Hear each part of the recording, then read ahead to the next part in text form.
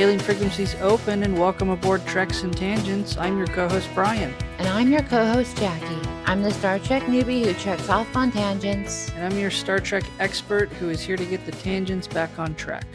Each episode we watch and talk about a different Star Trek episode. And this week we watched Star Trek, the original series, Season 2, Episode 2, Who Mourns for Adonais. Welcome back, everyone, to another episode. Very exciting. Season 2, I think, produces better episodes than Season 1. Well, yeah, technology has gotten better. And I think the show has kind of fallen into a better pace.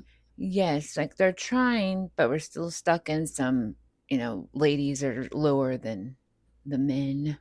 And I think the show itself has kind of captured more of its identity. Yes. As we move into Season 2. But everyone stick around till the end of the episode to find out the topic of our bonus Star Note episode that we'll post on Patreon at the same time. So jump over there for the bonus episode after you finish with this. We'll jump straight into it by revisiting last week's Turbolift tease. That's where we gave Jaci the title of this week's episode, and Jaci, without any other information, tried to guess the plot of this week's episode.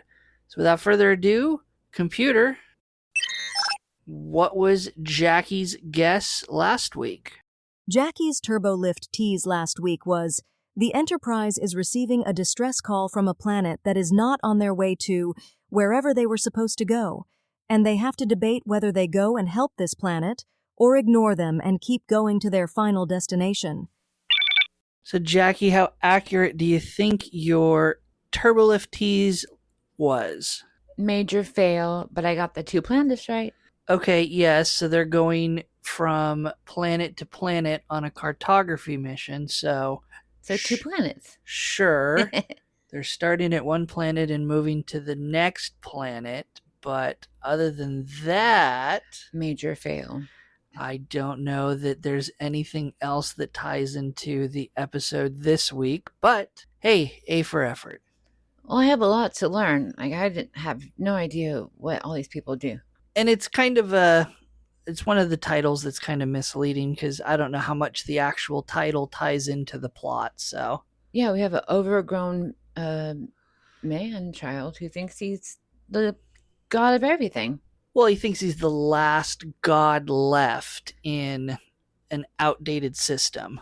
Yes, and now he needs everybody else to be with him. So what did you think of the episode this week, now that you've seen it? I mean, it was enjoyable. It went really fast. Like, there wasn't like a slow, flat, fast. It just kept going. But it made our Lieutenant Palamas, like, she totally went from super smart to super dumb, and then she had to get smart again. It's kind of like what we saw in Space Seed with Khan, where we had another bright, intelligent crew member of the Enterprise completely fall head over heels for, in this case, not an alien, but some influence outside of the Enterprise in a very similar fashion. True. Maybe she just really enjoyed her dress. And we also saw the same thing happen on Shore Leave, where all of a sudden we had what is a bright, intelligent crew member just completely throw it all away because a pretty dress appears. So obviously we all need to stay on the Enterprise and just look from afar. And not fall for attractive members of the opposite sex and not get distracted by pretty dresses. Or just be like Disney and don't get Twitter pated. Something similar to that. Yeah. Did you find the episode entertaining? Yes, I did. Okay. I agree. It doesn't really have any pacing problems. It does pretty much just go. It has like one storyline. Right. There's not really anything else much to follow. They don't really go off on any tangents. It's more like they're trying to escape from that man, that god man, because he's literally holding them in space. Yeah, and I think it's kind of a pretty obvious flow of plot points from beginning to end for viewers. Well, it's your first time seeing it, so did you kind of follow it the whole way through, kind of knowing what the natural conclusion was going to be? I had hoped I hoped it would end how I thought it would end. So I was pleasantly surprised, but then I was like, whoa, interesting. Okay. Yeah, I mean, it's an okay episode. It's entertaining to watch. It's not a huge head scratcher. They don't really leave a whole lot of questions on the table at the end. It's just kind of it happens and we're done. So, Well, I was glad that Scotty got to be a main character and show his affection, yes. because Dr. McCoy gets all of the action, or he thinks he does. McCoy is definitely the unsung ladies' man of the Enterprise. We Yes. always talk about Kirk and his adventures with His the outright. He's like forefront. Yes, but we get McCoy in the background definitely has his moments. So, I mean, they all end up having moments. Well, I guess we just got to keep watching. Well, without any other distractions by 20-foot tall Greek gods, why don't you walk us through the episode? All right.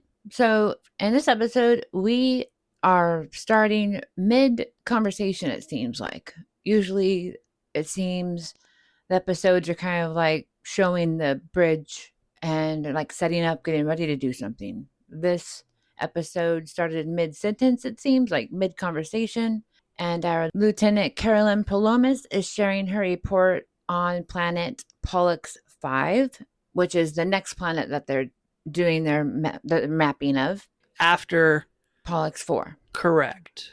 So right now they're starting to do the plan is mapping Pollux 4, but she's presenting her report that she stayed up all night for the next planet. So that's why they start talking about how she looks tired, and Scotty says, oh, she's worked so hard on it. And like that's pretty much the general chatter that we interrupt.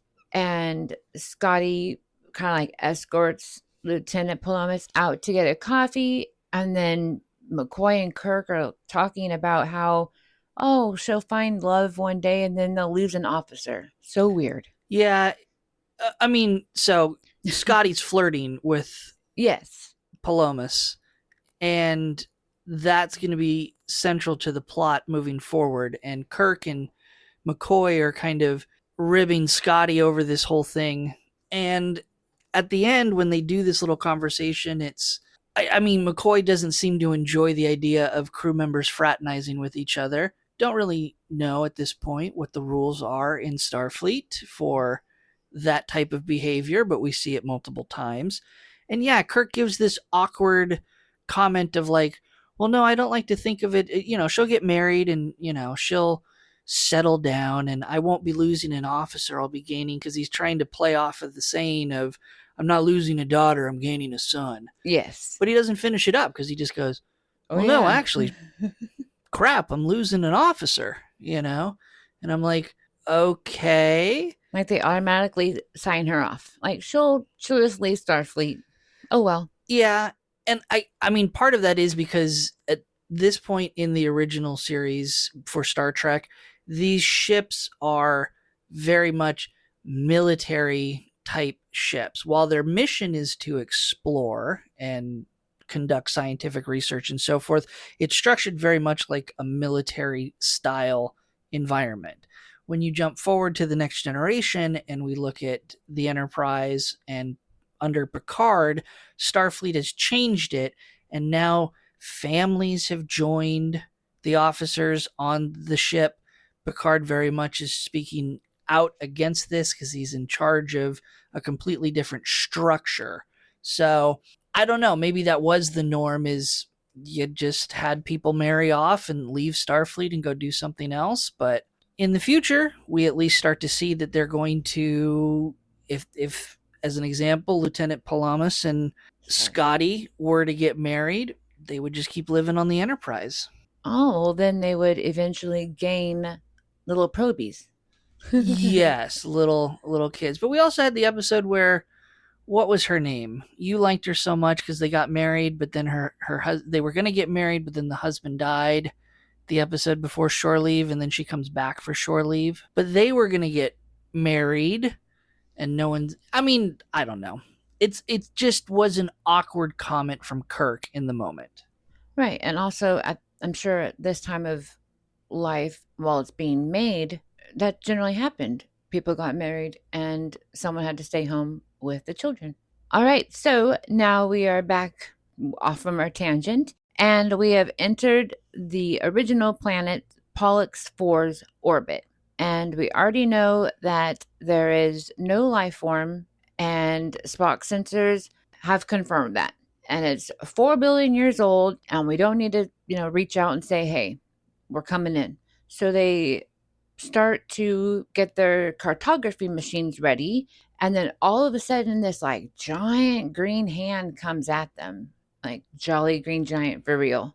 And they are like, what is this that's coming at us? And Spock is confirming it's nothing. Like, it's just energy. It's just a green looking thing. Yeah, there's no mass to it. It's not giving off any real sensor readings other than just it's shaped like a hand. Shaped like a hand, but even I think the energy readings that they're picking up don't translate to what they see visually. It's just, we have no idea. There's just energy. And even reversing as fast as they can, the hand actually catches them, and Sulu can't make the ship get away from its grip. Like, he's stuck. Right.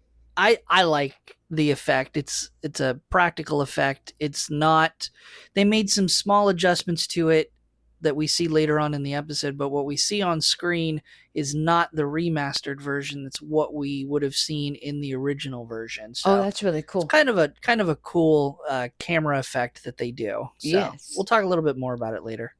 I did like the overall filming of this episode. So we have the opening, and sorry guys that don't like this new opening tune. Let me take my note for that. Still don't like woman singing. Is that what you don't like? Yes. Okay. My sexist co-host does not care for the woman singing. Okay. And here I am like go Lieutenant Palamas, but I don't like the lady. Okay. Oh well. What if I told you it was the actress who played Lieutenant Rand? Oh no, that'd be so sad. Doing the singing. Would that change your mind? Would that influence your thought? I would be really upset if it was her. Okay, it's not. Thank God. You got me. I would be judgmental still. Oh well. So we have the log, the captain's log, saying, "Oh no, an unknown." We're fucked. But we're still orbiting Pollux 4.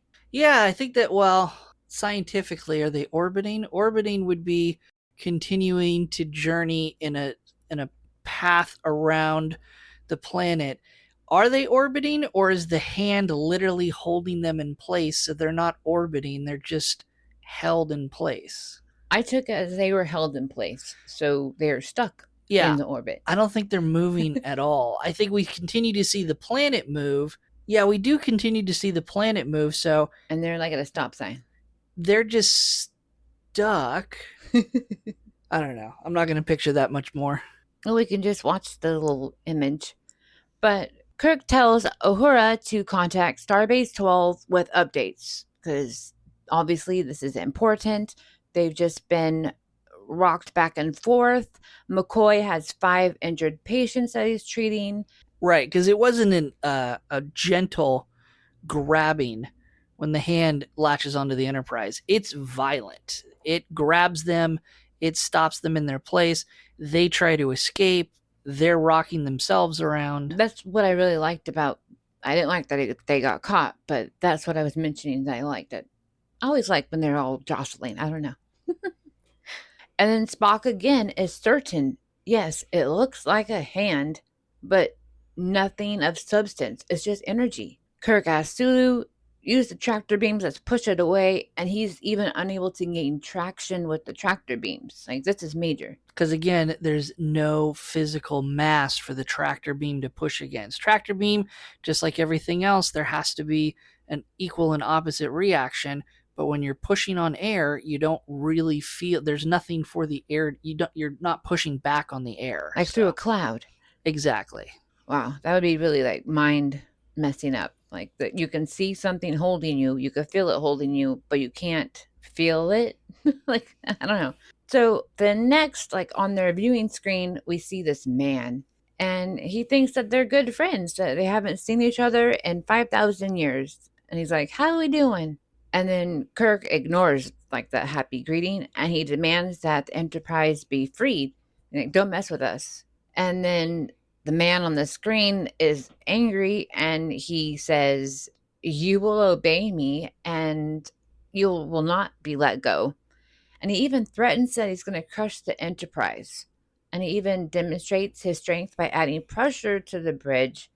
And the crew is like physically harmed, like they're hurting. Yeah, I think what they're wincing as if in pain, and I think it's in reaction to the sound of the stress that's being applied to the Enterprise itself. I was That's also thinking like the air pressure, like in a plane.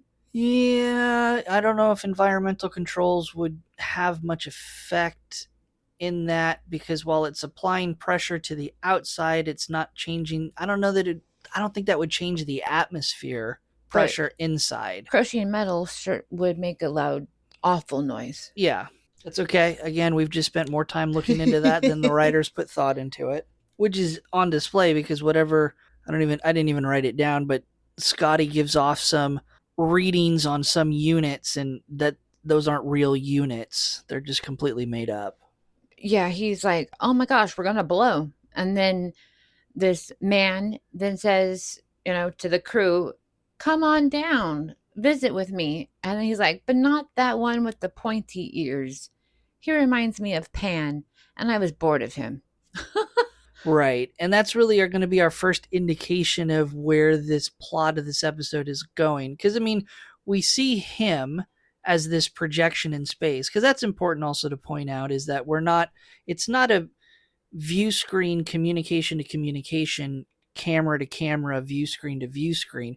What they see is a projection of his head. Torso with the laurel leaves and everything. Yeah. And so there's a little bit of an indication that he's a, of the Greek variety. Yes, very shiny. But the reference to Pan is going to be kind of that first big hint to Because we it. know who that is. Right. Because, I mean, even the Metreons from Arena kind of portrayed that Greek look to them, but they were not Greek. No, this is very much Greek mythology. Yes. And then this man also says, "While you're on the way, you need to be sure that you are joyful and not be sad." And Spock calls him verbose when Kirk asks if he's insulted Spock. And then Spock is like, "I can only be insulted if I have emotion." Yeah, that's a human trait. I am not. Jim. So now we have joined this man on the planet Pollux 4. We have Kirk, McCoy, Scotty, our new friend Chekhov, and Lieutenant Palamas. Yeah, Chekhov with his bad wig still. Yes, it's really bad. But Kirk instructs their tricorders to be on, scan everything, because they have no idea what they're dealing with. And Lieutenant Palomas doesn't understand why she had to join the party, because, I mean, she only went to get a cup of coffee and a nap. Yeah, it's kind of weird that, well, it makes for a better episode, but it's stated in the episode that her specialty is ancient civilizations. Yes. Still don't quite know why we chose to bring her down in this moment, because other than those two clues, the laurel leaves for the headdress and the mention of Pan, there's not any other reason to suspect that this is tied in any way to ancient civilizations. I think, though, that she had to come because we learned earlier that the planet is thousands and thousands of years old. And because she is the most knowledgeable of archaeology, anthropology, ancient cities, they need that. And she just happened to come along to, give a helping hand on her nap. I mean, I'll poke holes in that because at the very beginning they talk about how the planet is lifeless. Yes, but it's full of life. It's 4 billion years old. Right, which is a problem because it's full of life, and even when they're in orbit, they can tell that it's looks like Earth. It's fucking vegetative right there. I mean, we're looking at a screenshot of it now. That looks like Australia to me, to be honest with you, but it's obviously green. What I think that Spock's intention was when he made that statement is there's no higher life forms. There's no intelligent life. That makes sense. So I also mean to take that to be there's no signs of past higher intelligent life. There's no ruins. I mean, what we So it would see. be just like dead like live vegetarian vegetation. Yep, live vegetarians. And so without, again, I just think that I just question why we bring her down other than for the show to advance the plot. I completely agree. She wasn't even on the bridge. No. So tie it in, fan fiction, fan headcanon here. Why not put an ancient civilization there? Because ultimately, you can tie it in. Why does Apollo and the other quote unquote gods, why do they go to this planet? True. So if you add an ancient civilization, and we know their motivation is to seek out worshippers because they need it, then why not put this ancient civilization there so that they go, oh, this drew us here? You know, I don't know. I think I'm just inventing things now for the episode. Well, while they're scanning, they do walk into an opening that has like a gazebo and some benches to sit on. Right. Like picnic benches. And yeah, everything looks like you would imagine from a stereotypical movie set about ancient Greece. You've got the columns in the gazebo, as you put it. They're statues, I think. And it's like broken and old. Yeah, I mean, is it really old? I would imagine they're trying to portray it as old, but you can definitely tell this is a movie set, movie props, Yes. styrofoam. So it's fine. It's impressive. Yes, they did a really good job. I'll give them that. So, well, they're working with what they got. So while they're scanning and looking around, this like giant voice booms and he's calling his children as if he knew them from generations ago. And then he even calls it like seasons of earth along with other Greek gods. And McCoy and Chekhov are still scanning. And then like they're ignoring him. And he's like stands now. And he's like, I am Apollo. Important to point out, first time he introduces himself as Apollo. Yes. He does not introduce himself when they're still on the Enterprise. And then Chekhov, he's like under his breath. And he's like, and I'm the Tsar of Russia. And Kirk like quickly like cuts him off. And he has to like put himself down, put his tail between his legs, and apologize for his outbursts. He's never met a god before. And then Kirk's like, you still haven't. And then asks for McCoy's readings, like, what's up with this? And then McCoy's like, just a simple humanoid, but not too simple also.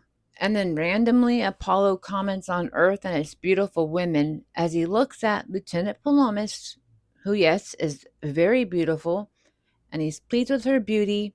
And then Kirk, like, interrupts, like, because he's, like, fawning over her. And Kirk's like, what is your end game? What do you want from us? We're here. What? And then Apollo's like, you will not be leaving. You're stuck here. Welcome. Yeah, you're going to live here. You're going to worship me. You're going to call me a god. You are my children. And you can call me Zaddy Apollo. Fancy. Well, he does have a very shiny attire. Shiny attire, nipples that go sideways. He's got it all. Shorts. Short shorts.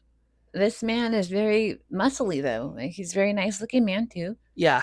I don't think I have it in the interesting facts for the episode, so I did read, though, that when this actor flew out to audition for the role, one of the first things they did was make him take off his shirt so that they could make sure that he had the body and the muscles that would be required for the character. And I mean, I imagine that's not uncommon for casting. No, I agree. But the way I read it made it very much seem that it was like out of the norm. It was just like, dude, we're not even going to bother unless you can, flex for us. So yes, let's check out your body and then say, I am Apollo. Yes. Yeah. But, Wow. if you flub the line about being Apollo, that's fine. As long as you're got a rock hard body, we'll make it work. And immediately Kirk tries to call Enterprise and he's like, we got to get out of here. And all of the communication lines are down. And again, Kirk is like, what do you want? And Apollo demands that he will be worshipped, and he grows to be like a big giant man. And then we have a break. Yeah.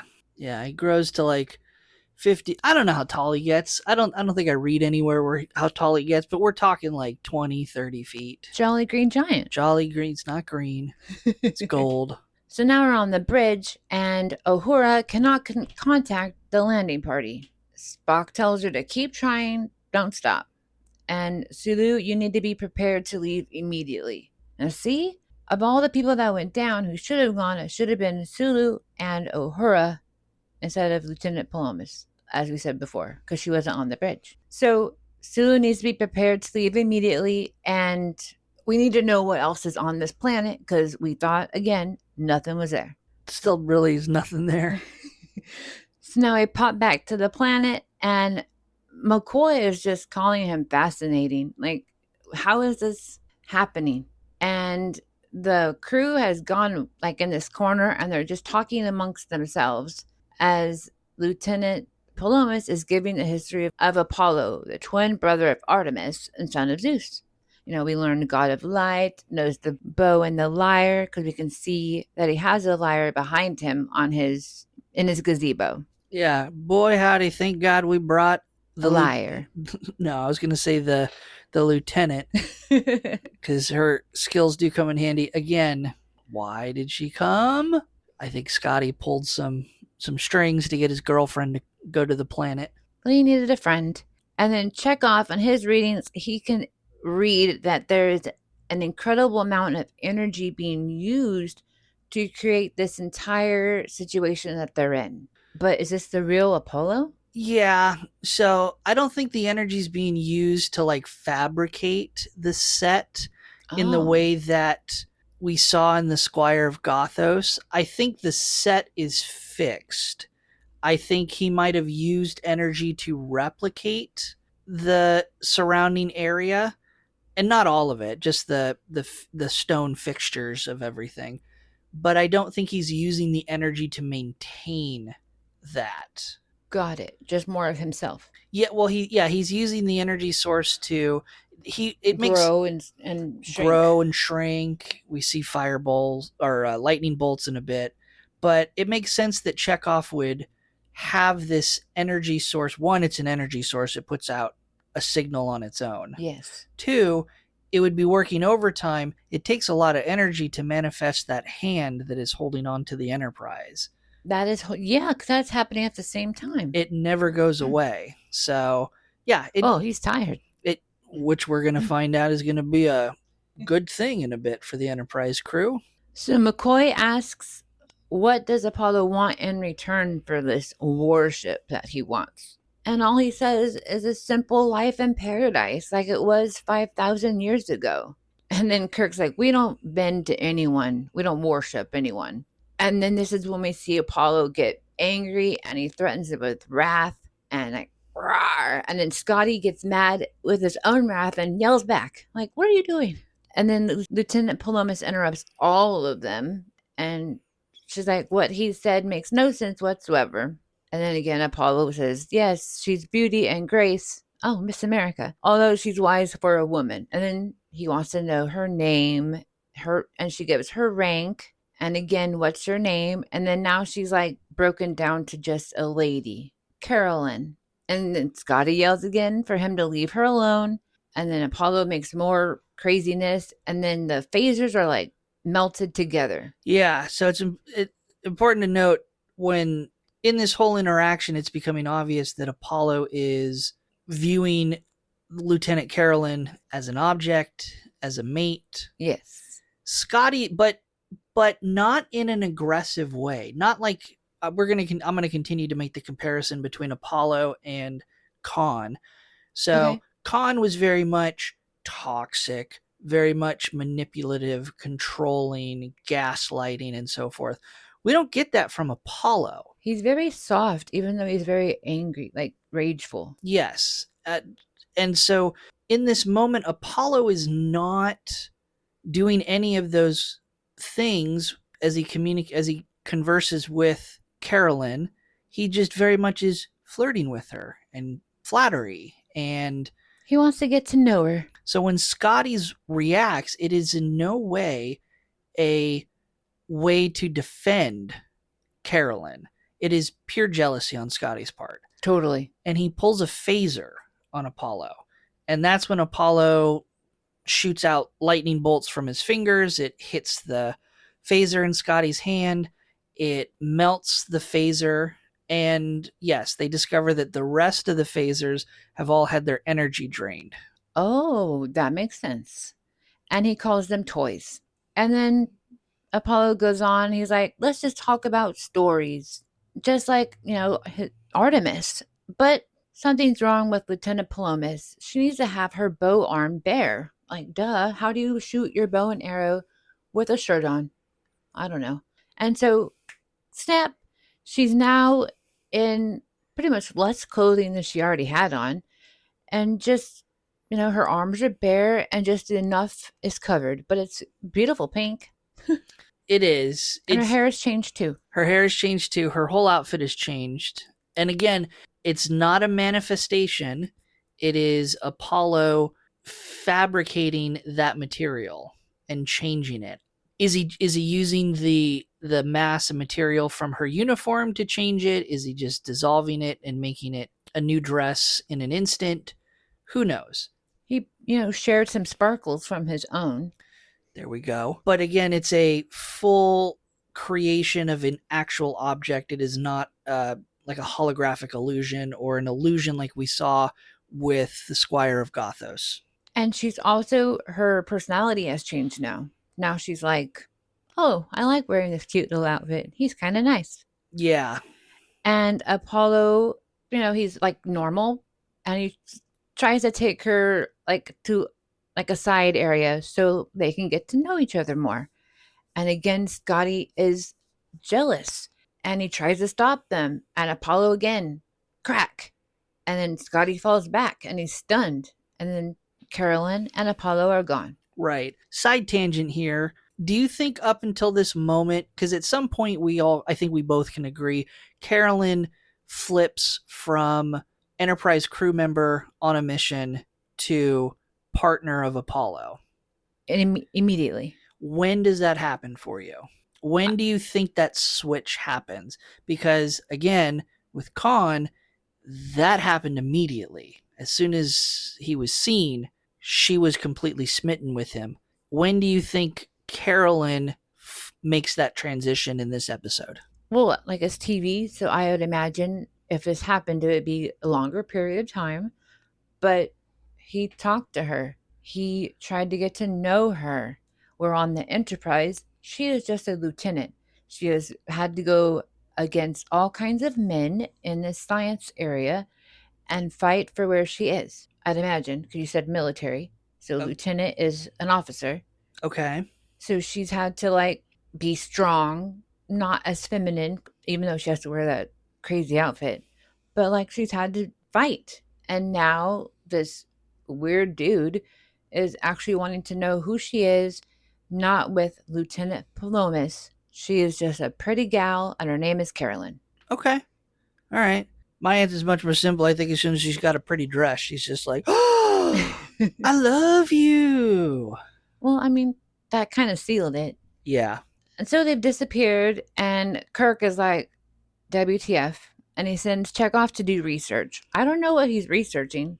Just scanning things? Yeah, well, yeah, trying to figure out anything that they can. I think the order in the moment, if it's not explicitly said, it's said later, but at some point in all of this scanning, it is ordered to Chekhov and others that they need to find the source of the energy. Even if it's not explicitly said in this particular moment, that's primarily his mission. And that's what these tricorders do? They look like tape recorders. They do a lot of things, but yes, one of the things that they do is they can scan the environment on a huge number of different variables. The original iPhone. In a way, yes. Pretty nifty. So scanning. And Scotty is now coming back from his smack. And he's babbling about Palomas going off with Apollo. And Kirk's like, she'll do her job. She's getting information. That's what, he should be doing too. And then McCoy and Kirk, also are trying to imagine how this even happened. Like, how did they get stuck with a green hand that isn't a hand, and now they're on a planet that wasn't supposed to have a life form? Now it has, like, what happened? And then perhaps Apollo was mistaken for a god some 5,000 years ago. Sophisticated travelers like landed on Earth in the Mediterranean, mistaken for gods, like totally like crazy storyline.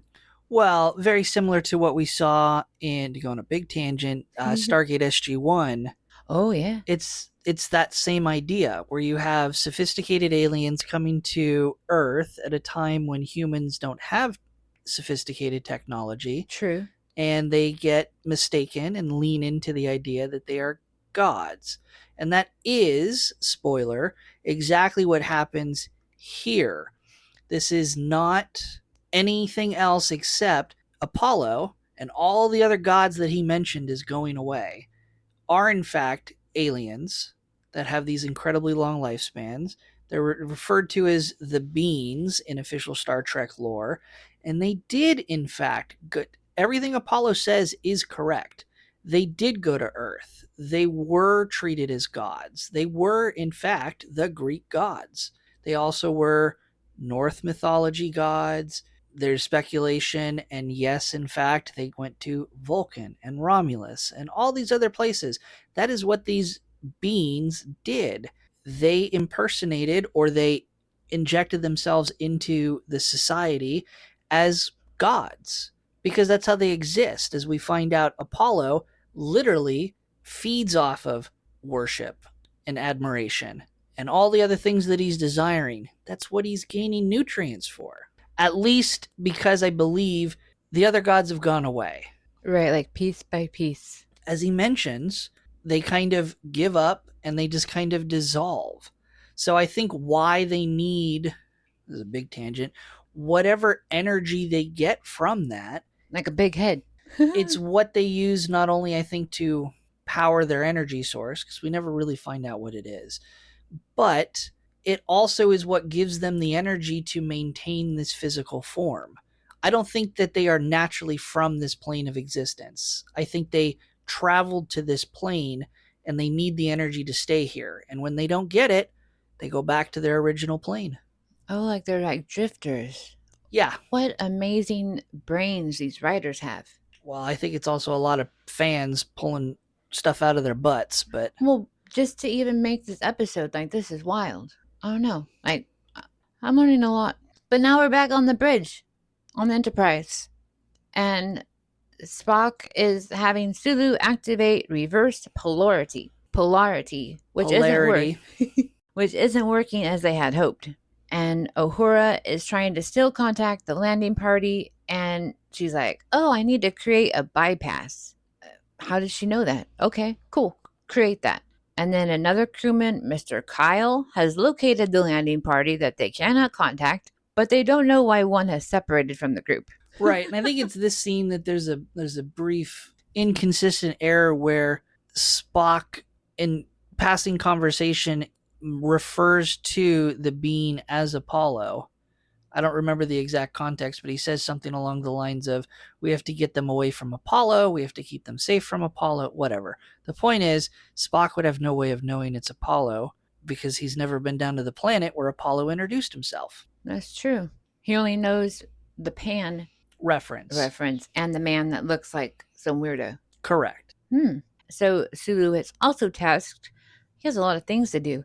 He has to find the location of a special energy source. They're all looking for this energy source. And he's going to have to scan the whole planet if he has to. A lot is happening in that tiny, tiny scene. Yeah. Like Spock is like yelling at Uhura. So now we're back on the planet, but we're back with Apollo and Carolyn, and they're walking in this beautiful garden. And again, Apollo is just like love bombing her with compliments and beauty, comparing her to Artemis and Hera. Like, these are gorgeous gods that we know of. And then Carolyn asks, well, what happened to them? And he doesn't say like they died, because she's lowly, so she wouldn't know what that means in their way of death. You're just a mortal, baby. I haven't made you a goddess yet. But he goes on to say that he just had waited for her, this lowly being, all this time, since gods took mortals for life all the time to love and to care for them. So why not you? Yeah, and again, I think that has to do with them maintaining their energy reserves to maintain their form. Like a conduit? Yeah, it allows them to continue to exist on this plane. And again, he talks about how, you're right, they didn't die, but they went away. They got tired of waiting. They got tired of existing in this Form. Weakened, inferior state than what they're used to on this plane, and they got tired of waiting for more worshipers. So then they said, all right, peace out, we're gone, we're gonna go check out other stuff. Apollo's the only one that stayed behind waiting, which makes sense why he's like, you all have to stay here, just do it. So then we skip back to the Greek, quote unquote temple, and Chekhov and Scotty have found a hidden place of energy. Kinda. They at least are able to locate it within the area. That's what I meant. They're like, over here, we just haven't found it yet. And then they do explain that's how they think Apollo is doing all this, stuff. Yep, advancing the plot. And then McCoy also wants to know about, like, Apollo's physical self, because when he was, like, scanning him, he saw an extra organ in his chest, and he doesn't know what it is. Yeah, and this really only serves a purpose to show that Apollo is not using other forms to manipulate and use this energy for any of his quote-unquote powers. It's just to explain and gives a little bit of context that he's naturally channeling this energy, that this is part of who he is. It doesn't really pay off any further. It helps me understand what you're talking about. So, thank you. So Apollo appears as they're, running around, and they ask him about Lieutenant Palamas. And he's like, you don't need to worry about her anymore. She's fine. And then Scotty, again, he's like, is like a rabid dog, like, on this episode. Like, calm down, boy. Right. It's interesting to point out because, yeah, Scotty tries to attack again. He gets blasted back once again. There's never any consequence to Scotty on a career-wise. He's never brought up on court-martial for any of this. And he really should have. Would be justified because he repeatedly defies orders and repeatedly tries to attack Apollo for very irrational reasons. And he even has to make Kirk stand in front of his men because Scotty is shocked and he's on the ground out cold. And everyone is like huddled over Scotty and trying to, like, keep him safe. So everyone is now could be in danger. Yeah, I like at some point Scotty wakes up from one of these attacks and they ask him how he is. He's like, I don't think it's this. I think it was earlier, but Scotty goes, I'm kind of tingly, Captain. And then he keeps going after it. I'm just like, you really like to be tingly, don't you, Scotsman? You really are a bit of a masochist in this sense. And Kirk just keeps going on and is all like, instead of worshipers, you now have enemies. And Apollo has an ability to grip Kirk's throat, choking him to the ground. So Scotty went against orders, and now Kirk, his captain, could be dead. Yeah. Force choking him out like Vader. And so now everyone is, and Apollo just walks to his temple bench. He sits down and he's talking to them, and mid-sentence just disappears. And Chekhov, our crazy little guy, he notices that Apollo looked to be in pain while disappearing. And then now Scotty comes to.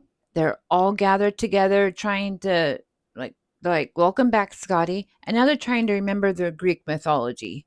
And they learn that gods of the myths also need a time to recharge after expending such energy. Remember, Apollo has the force field that's holding the Enterprise, and he's doing all this fancy stuff with the planet, the environment, taking care of Scotty, like all this crazy stuff.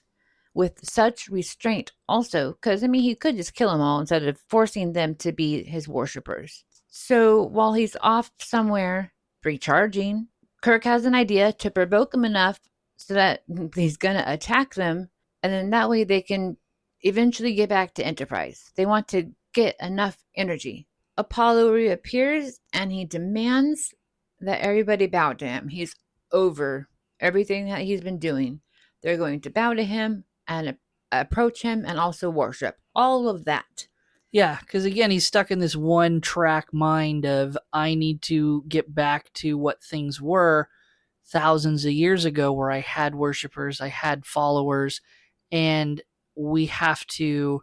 I've tried to convince them with the carrot. Now I'm going to use the stick. And he tells them that they need to gather laurel leaves, make a fire, and sacrifice to him. What are they going to sacrifice to him? I have no idea. I saw this. He says this. He's like, and make sacrifices to me, and I'm like, what are we sacrificing? There's no other life, The dude. melting phasers. Yeah, there's birds. You hear birds in the background. Yes. So maybe he's going to manifest lambs and goats and other things to make sacrifice, I guess. I have no idea. And Kirk is like, no, we only believe in one God. And then they all turn their back on him and ignore him, which makes Apollo more angry. And he's like super angry. But then all of a sudden, Lieutenant Palamas has come back and she's like, don't harm them. I mean, you know so much about love. You don't need to harm them.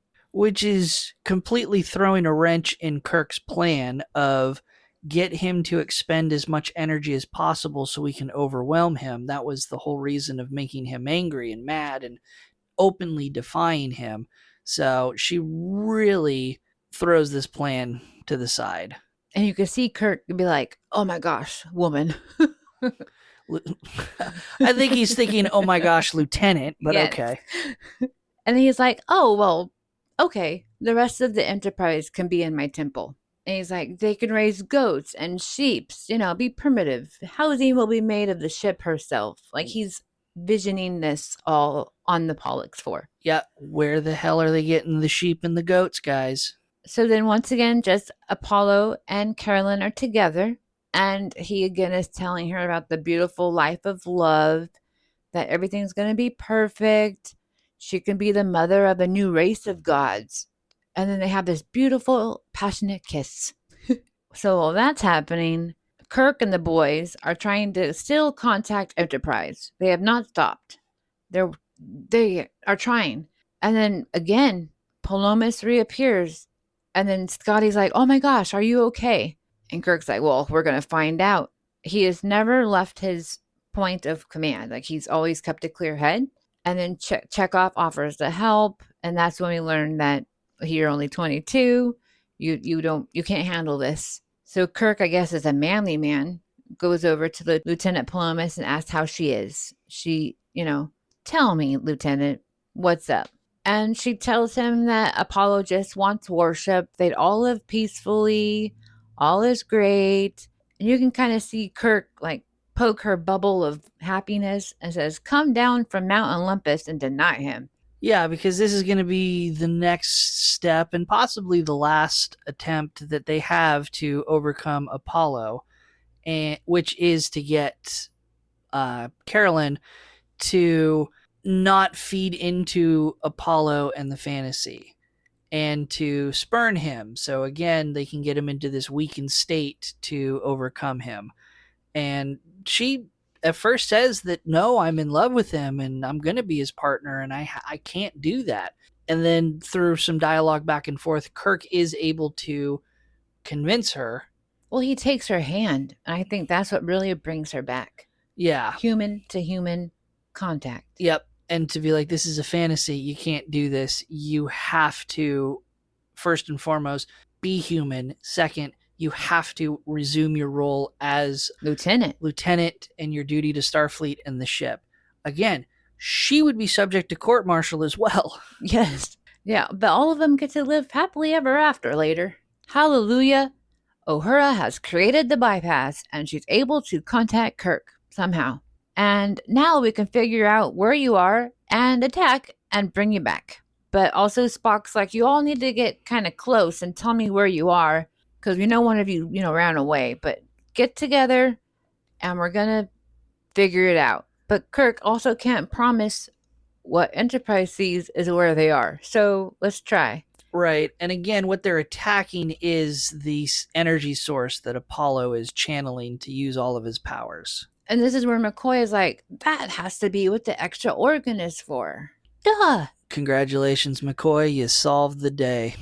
Well, he is a very smart man, our cowboy. And so now Palamas is back with Apollo, and she's like, oh, I loved you. It was lovely, but I have to get back to work now. Like, I'm a scientist. Tell me about your evolutionary pattern. Yeah. Like, I have to look at you like a bacteria. Yeah, very much belittling Apollo, very much flipping the script and saying like, "No, your charm doesn't work on me. Like I was being friendly and nice to you, but now it's time for me to resume my duties and study you, basically." You can see at the beginning, it kind of hurt her to say these harmful things. 100%. Like, she had to say it, but she's like, oh, I'm harming. Like, he's going to be heartbroken. But then he's like, you have to be logical, Apollo. I mean, how can I stay with you when you're using thunderbolt and anger to get, what you want or what I want? Like, that's not really great, right? Yes, very much. Again, everything that she's saying is emasculating him, pulling him down off of his high horse, bringing him down to a level of a normal human being, which I think is what hurts the most. I mean, he's obviously heartbroken that he's being rejected by a woman, but I think it digs deeper that he's being brought down to equal footing with everything that she says and being regarded as just an ordinary entity. I mean, that would be harmful if someone I love told me that. But the Enterprise is able to contact everybody, and he sees that there's a change in the weather. We'll wait for Kirk to signal to fire. Thankfully, Kirk has found the temple where the energy source is. So they lure Apollo back to the temple, and, Lieutenant Palomas has weathered him. He's, kind of like soggy and sappy. Yeah, because again, we kind of glossed over it, but as she's rejecting Apollo, the change in the weather is Apollo creating this storm on the planet and directing the fury of this storm at Carolyn. So she's windblown, she's had like a tornado coming. Almost like a tornado coming. And so when we see her now, she's very much beat up. She's very much not like physically violently harmed, but like trees have like branches have slapped her. She's running through. Yeah, her hair's a mess. She's got dirt smudged on her face and so forth. But she's walking in it, and Scotty is able to grab her, and they hide behind a rock. And the Enterprise is able to strike, turning the temple into rubble. Not just the temple. Everything. Not everything. The temple and the little patio furniture in front of the temple for some reason had to be destroyed as well. They don't destroy the entire set. I think it's funny that they destroy the little garden bench with the table and the two benches on either side of it. Has to melt as well. Yes. And Apollo is in tears. He tells the crew that he would have cherished them like a father loves his children. Did he ask for too much? And then Kirk just basically tells him that they've outgrown him and no longer need him. And he looks over at Palamas and is like, I loved her. I would have made her a goddess. And then he shows her his open heart, and yet still he ends up lost. And then so he calls to the heavens above, telling them they were right. He's very upset, and he's begging that they take him. McCoy and Kirk discuss how they didn't like being forced to wreck the temple. Like, it didn't have to come to this, especially with all that Greek mythology that they knew. If only they'd gathered those laurel leaves. Yeah, it's kind of sad in the moment because Apollo he's no longer angry. He's no longer wrathful. He's broken. They do, in a sense, yes, they have to break him, and he fades away, and they basically, through their actions, destroy him. I don't know that they had any other choice, but it is definitely a moment that they regret and they're sad about. Because that's all that Apollo really demanded. Just look for some leaves. Yeah, and that's the ending line, is them saying, if only we had just gathered a few laurel leaves. But roll credits. So, Jackie, what did you think about Season 2, Episode 2, Who Mourns, for Adonais? it really takes you on a ride. Like, you do think about Greek mythology that we know, or at least think we know. And then by watching this episode, you see a totally different output. But then at the end, you were, well, I was sad because, yes, they did essentially break him and he had to go back to wherever or die. And it was so sad. But also, he didn't have to be so mean also. Right. Yeah, again, I don't know that there's any other outcome they could have effectively pulled off in order to get away from Apollo and move on. Who knows if Kirk's original plan would have worked? Yes. So ultimately, while sad, I think necessary. And again, I think it's an entertaining episode to a point. Yes. It's very I don't know. Narrow seems like it's insulting to the episode, but it feels like the best way to describe it when it comes to the plot point. It's got fine pacing. It just overall comes across as narrow. Well, it only had one idea. Usually, I've noticed that we have one main idea, and then we have, like our show, tangents. Like, oh, there's a pink thing over here. Oh, there's a yellow thing over here, but we're still going straight. This one was completely A, B, and back to A. Yeah, and I don't necessarily have a problem with that. It can be entertaining. It just, I don't know, maybe at the end of the day I'm not a fan of these episodes where a female member of the crew gets turned into a lovesick character. No, it's totally gross. And ultimately has to be either then because when a character gets to that point, one of two things can either happen. They either can divert from the path that they're on and come back and redeem themselves, but you never actually see them do the redeeming. They get saved. They get convinced to do it, and sometimes they're even regretful and reluctant to do it. The other thing that they do is they continue on their path and they don't ever get a redemption, and they have to go along and kind of be the villain. And we don't ever really see, at least we haven't up to this point, the story plot of female crew member makes a mistake, goes down the wrong path, but then has their own self-saving and their own redemption that they bring about. That would be fantastic. I'd like to see that episode at some point. So, But others can also see Scotty gets the girl at the end because he literally saves her. does he? Because we don't know, but he's literally holding her behind a rock. I mean, we're batch recording these episodes, so we've watched a couple episodes into the future as we talk about this, and I'll just say I think we know they don't end up together. We don't miraculously see Scotty and Carolyn getting married. So it would have been so cute. I think she gets transferred off the Enterprise at this point, because I think when you kind of get to that point, you've been compromised. You have to get out of that situation because you've just proven that you can't be trusted on these missions and in these situations. She has a desk job at Starfleet. Pretty much. I don't know why Scotty doesn't get a desk job and why Scotty doesn't get reprimanded for his actions. Well, he's a manly man. He could take care of himself everyone else takes care of him when he gets hit with the thunderbolt. I guess he's got a better contract.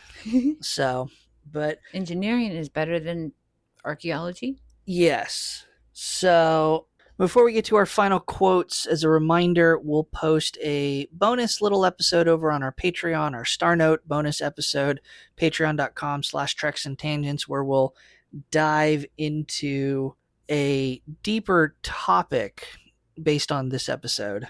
And I think the topic of our Star Note this week is going to be, was Kirk right to reject Apollo immediately? So we'll dive into that a little bit deeper over at the Star Note bonus episode that we'll post at patreon.com/Treks and Tangents. Again, all of our Star Note bonus episodes are free for all of our Patreon followers. But to round out our thoughts to this episode, our quote. Jaci, what's your favorite quote from the episode? I'm back with Spock. Insults are effective only where emotion is present. And he's talking about when he doesn't get to go onto the planet because the pointed ears one reminded Apollo of Pan. Breaking it all down, insults are just words, And if we don't allow our emotion to react to the words, then it's not really an insult after all. All right. I didn't really find this episode to be too quotable. No. There wasn't really a whole lot of like deep quotes, but so I picked my quote. It's just a random quote from McCoy. In the beginning, when they're first beaming down to the planet and they're first encountering Apollo, he gives a quote and he just says, to coin a phrase, fascinating. Of course, in reference to the number of times that Spock has uttered that same or something similar. I liked it. It kind of stood out to me because I think as we're in season 2 of the original series, we're really starting to get a lot more character development in their personalities and their traits, their flaws. And so I kind of like this moment because it really kind of speaks to me. Everyone loves Kirk. Everyone loves Spock as a favorite character. I really kind of resonate with McCoy as a favorite character from the original series. And so I just really liked that moment where it kind of is showing a bit more of McCoy's personality in the moment. So, but I also have now some Tribble tidbits or interesting facts about the episode. And Jackie, why do we call them Tribble tidbits? Because they are the best. Because at some point Jackie said Tribbles are the best part about Star Trek, and now we have a podcast that is loosely based on Tribbles. So first airing September 22nd, 1967. Michael Forrest, who is the sideways nipple actor who plays Apollo, he later observed in giving interviews that he and William Shatner never share screen time where they stand next to each other. That's right. If you go back and you look at the episode, they're either doing separate camera shots where there's Kirk and then the camera angle changes to jump over to Apollo and back to Kirk, or there's an obvious height difference because Apollo is up several stairs in his little temple and Kirk is down at the bottom. And I can't confirm it to be true, but I saw several sources that commented on it, including Michael Forrest, the actor, speculating that this was at William Shatner's insistence because William Shatner is significantly shorter than Michael Forrest, and he didn't want to appear shorter on camera. Wow. Vanity. The charred and burned phaser that Scotty was holding that gets burned by the lightning bolt from Apollo is the exact same one that was crushed by Khan in the episode Space Seed. Well, yeah. So they're reusing the prop. The dress that's being worn by Leslie Parrish, who's the actress who plays Lieutenant Carolyn, was held in place on her with fabric glue instead of tape. This, of course, not the best way to do this costume decision. And it did, in fact, hurt, she reported, when they had to take the dress off at the end of shooting days. Scotty, of course, Scotty the character, gets beat up quite a bit in this episode, and he gets tossed around quite a bit. And, of course, the actor playing Scotty doesn't get tossed around. His stunt doubles get tossed around. And they all suffered several injuries shooting those scenes, including one suffering a concussion. This is the second of 9 episodes across all of the Star Trek episodes and series to date to feature a question mark in the title. Interesting. The hand that they use to model the effect of the giant green hand holding the Enterprise in place is none other than Gene Roddenberry's hand. I mean, that says a lot also. And then the final Tribble tidbit, the original script called for an ending where it would be revealed that Lieutenant Palamas was pregnant with Apollo's child.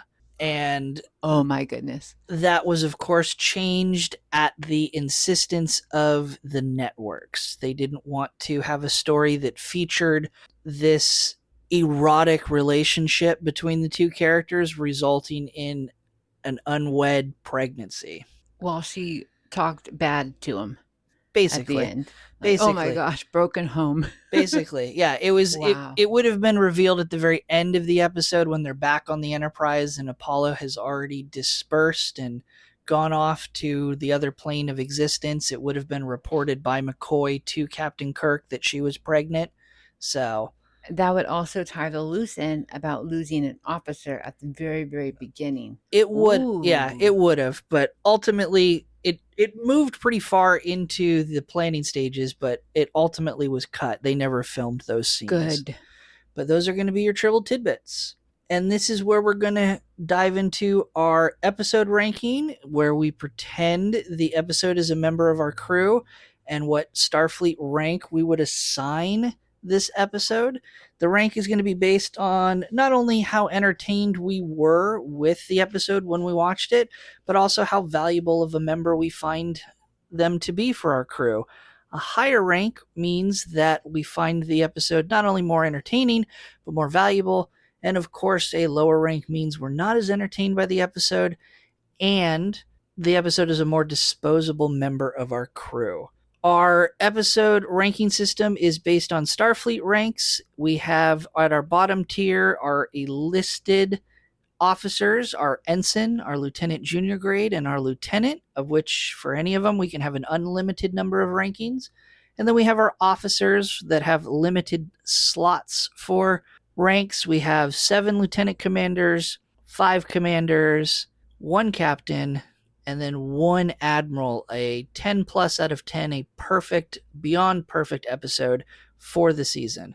If none of that makes sense, we do post a graphical representation of our rankings every Wednesday over on our Patreon for everyone to view for free, patreon.com/treks and tangents. Jaci, this season your ship is the USS Luminaria. Yes. And so what rank are you going to give this week's episode? Oi. Sadly, I have to give it an ensign. An ensign? Yeah. The bottom rank, the most disposable member of the crew. Yeah. I mean, especially when I learned that they wanted to make her pregnant. Oh my gosh. Total down the drain. They tried. Jaci's rankings are frequently influenced by how the podcast goes. Okay.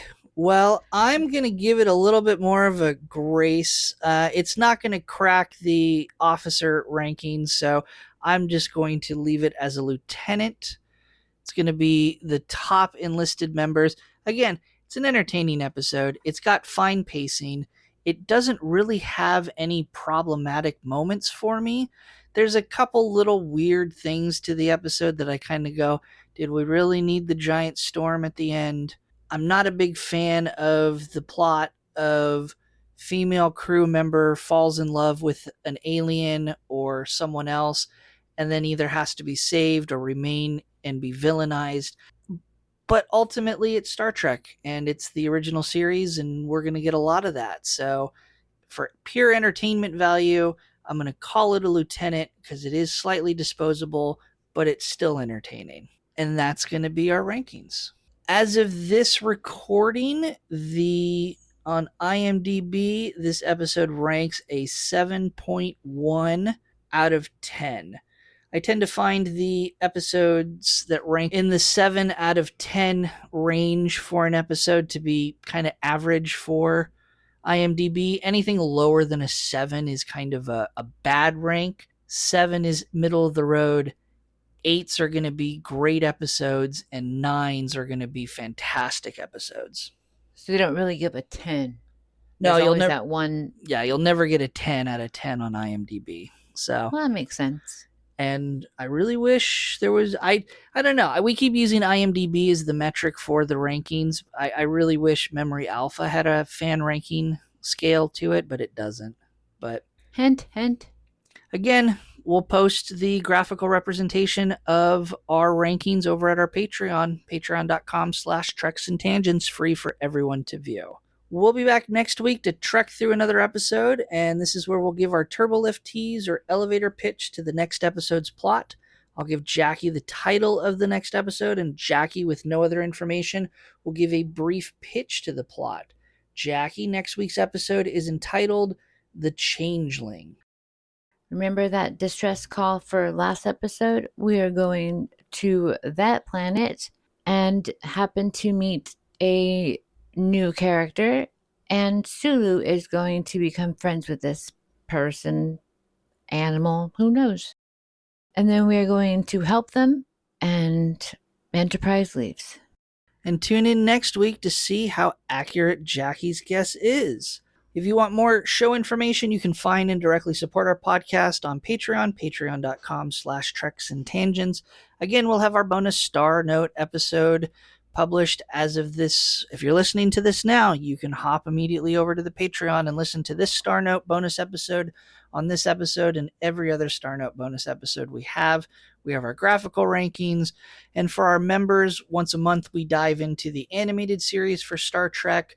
We have all of our test episodes published if you want to hear how we were when we really first started out on this podcast. We've improved. I would like to think so. But yeah, thank you, everyone. Hopefully, if you like the episode, you'll comment, you'll like, you'll share the episode with your friends. Send them on over. We're always happy to entertain. You can also follow us on x.com at Treks_tangents. We're on Instagram and Blue Sky at Treks and Tangents. Jaci, where can people find you and what are you up to? You can find me on Instagram as Jaboom, Jibboom. I am busily doing things with weight loss, fashion, dressing, after you've lost weight. How do you work your new body? And also I have my music as well as disability advocacy. So I'll be over there. And you can watch me stream a variety of video games over at twitch.tv/PiratePoundTown. On YouTube, I post video game content and other random things on my main channel, Pirate Pound Town. Also on YouTube, coin collecting and hobby content at Pirate Treasure Hunting. I post socially on Blue Sky at Pirate Pound Town. And every once in a great while, you can catch me post something over on Instagram at Pineapple Cannibal. Links to all social media mentioned can be found in the episode description. Thank you, everyone, for tuning into this week's episode. We hope you had fun like we did, and we will see you all next week. Be sure to check out Pan. He's not always sad. End transmission.